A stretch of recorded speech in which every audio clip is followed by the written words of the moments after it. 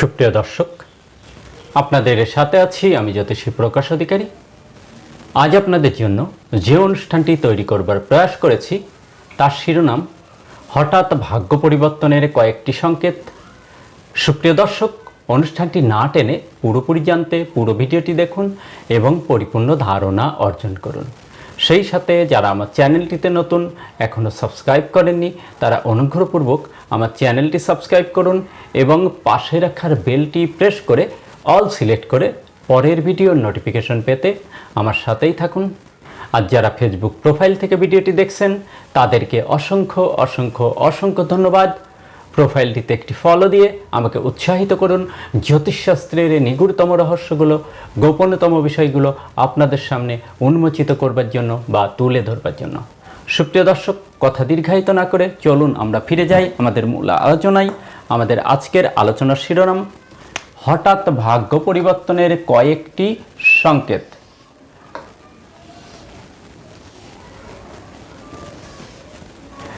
সুপ্রিয় দর্শক,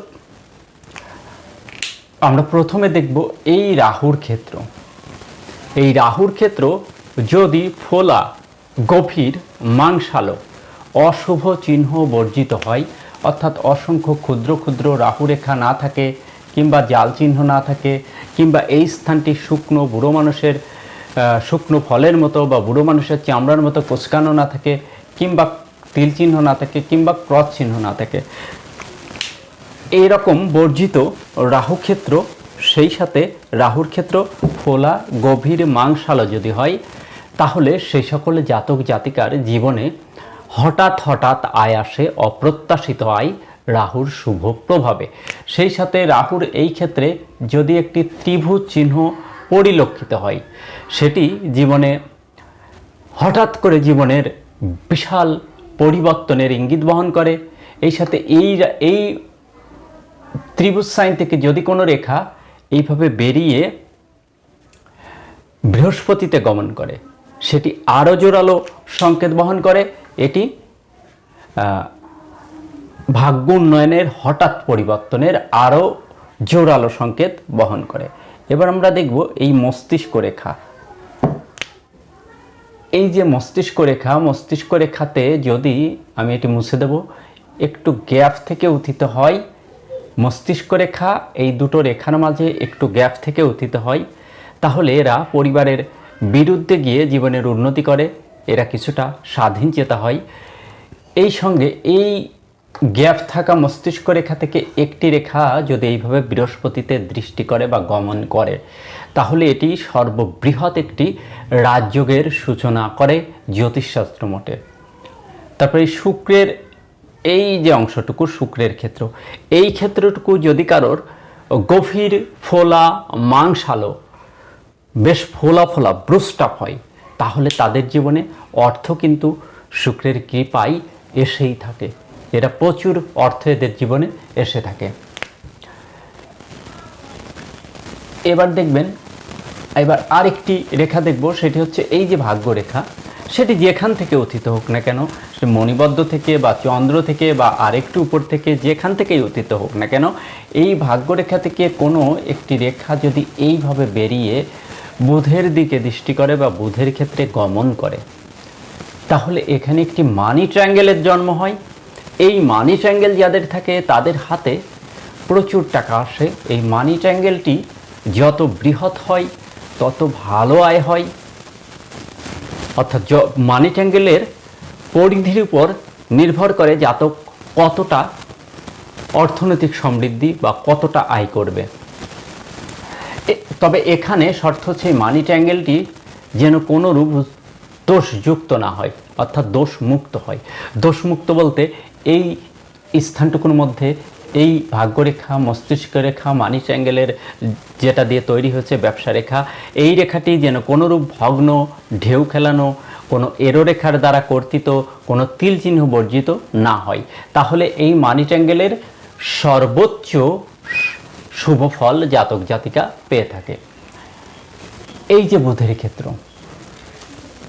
এই বুধের ক্ষেত্রে যদি পরিচ্ছন্ন থাকে, দোষমুক্ত বুধের ক্ষেত্র থাকে, অর্থাৎ এই যে এরো রেখা আঙ্গুলে, আঙ্গুলে ক্রস, আঙ্গুল বাঁকা, আঙ্গুলে তিল চিহ্ন, বুধের ক্ষেত্রে ক্রস চিহ্ন, বুধের ক্ষেত্রে তিল চিহ্ন, কিংবা বুধের ক্ষেত্রে জাল চিহ্ন বর্জিত, এগুলো বর্জিত, এই শুভ অশুভ চিহ্ন বর্জিত বুধের ক্ষেত্রে যদি এই রকম রেখা দেখা যায়, তাহলে এরা ব্যবসা সফল হয়। এরা খুব তীক্ষ্ণ বুদ্ধি সম্পন্ন এবং বুদ্ধি দিয়ে ব্যবসাকে, এরা ক্ষুদ্র পরিসরের ব্যবসাকেও বৃহৎ পরিসরে রূপান্তরিত করে। সঙ্গে যদি একটি ব্যবসা রেখা থাকে তাহলে সেটি সোনাই সোহাগাতে রূপান্তরিত হয়। এবার আরও একটি রেখা দেখব, সেটি হচ্ছে এই রবির আঙ্গুল। রবির আঙ্গুলে বা যদি অর্থাৎ এই রবির আঙ্গুল কিংবা রবির ক্ষেত্র দোষমুক্ত থাকতে হবে। এই ক্ষেত্রে ক্রস চিহ্ন, এই ক্ষেত্রে তিল চিহ্ন, রবির ক্ষেত্রে জাল চিহ্ন, কিংবা এই যে রবি রেখা এইভাবে এরো রেখার দ্বারা কর্তিত হয়ে যাওয়া, কিংবা এই আঙ্গুলে কোনো এরো রেখা বা এক্সট্রা কর, কিংবা আঙ্গুলে ক্রস চিহ্ন, কিংবা আঙ্গুলে তিল চিহ্ন, কিংবা আঙ্গুল বাঁকা, এমন হলে এই ফলটা কিন্তু জাতক জাতিকা পাবে না। একদম পরিচ্ছন্ন বুধের ক্ষেত্রে সুন্দর একটি রবি রেখা, এরকম স্বচ্ছ সুন্দর রবির ক্ষেত্রে সুন্দর একটি রবি রেখা যদি থাকে তাহলে এটি অত্যন্ত সুফল। রবি রেখা যাদের থাকে তাদের জীবনে অবশ্যই উন্নতি হয়। রবি রেখাটি খুব সুন্দর পরিচ্ছন্ন থাকতে হবে। এই সঙ্গে যদি রবি রেখাতে একটি ত্রিকোণ থাকে, সে এখানেও থাকতে পারে, এখানেও থাকতে পারে, যেখানেই থাক না কেন একটি ত্রিভুজ থাকলে এটি আরও দুর্দান্ত ফল দেয়। ভাগ্য উন্নয়নের জন্য রবি সম্মান, যশ খ্যাতি, অর্থবিত্তের জোয়ারে ভাসায়। এই যে